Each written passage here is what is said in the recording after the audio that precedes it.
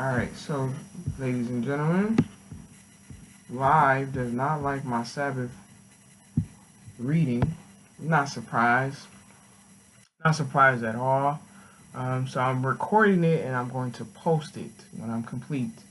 The second part of this, what did Paul really say in Colossians chapter 2, verse 16, is what I'm reading here. So notice that Paul tells them to reject false human judgment, not the judgment of God found in the scriptures. At this point, we should note another grammatical matter. The words respect of are translated from the Greek noun meros, which denotes a part of something. Therefore, a more accurate rendering of what Paul wrote would be, let no man therefore judge you in any part of a holy day, or a new moon, or of the Sabbath days. Paul is simply being consistent. Eating or drinking is an appropriate part of Sabbath and feast day observance according to the scriptures. Therefore, Paul uses meros, which is part, to cover all parts or aspects of God's holy days that these heretics might condemn or criticize. Nothing in this passage even suggests that God abolished his Sabbath or holy days, nor authorized Paul to do so.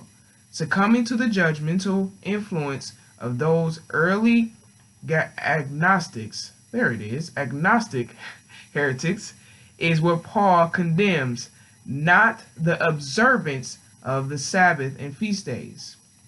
I'm going to read that again. Succumbing to the judgmental influence of those early agnostic heretics is what Paul condemns, not the observance of Sabbath and feast days. God's festivals are times for joy and celebration. He commands us to attend them and to rejoice with our children and our entire family. Deuteronomy chapter 12, verse 5 through 7 reads, "But to the place which the Lord your God shall choose out of all your tribes to put his name there, even to his habitation shall you seek, and thither you shall come, and thither you shall bring your burnt offerings and your sacrifices and your tithes, and heave offerings of your hand, and your vows, and your freewill offerings, and the firstborn of your herds and of your flocks. And there you shall eat before the Lord your God, and you shall rejoice in all that you put your hand to, and your households wherein the Lord your God has indeed blessed you." Deuteronomy chapter 14, verse 26 reads, "And you shall bestow that money for whatever your soul lusts after, for oxen, or for sheep, or for wine, or for strong drink, or whatever your soul desires, and you shall eat there before the Lord your God, and you shall rejoice, you and your household."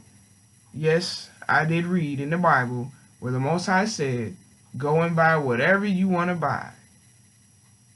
It's right there. Go and buy whatever your soul desires, and eat and rejoice before the Lord. Yeshua's first miracle was turning water into wine, and it wasn't grape juice. It wasn't grape juice. He wants us to delight in them being the feast days, the celebrations.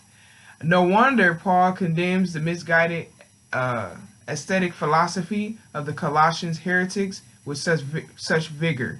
Paul was defending the Christians' right to enjoy feasting at God's holy festivals.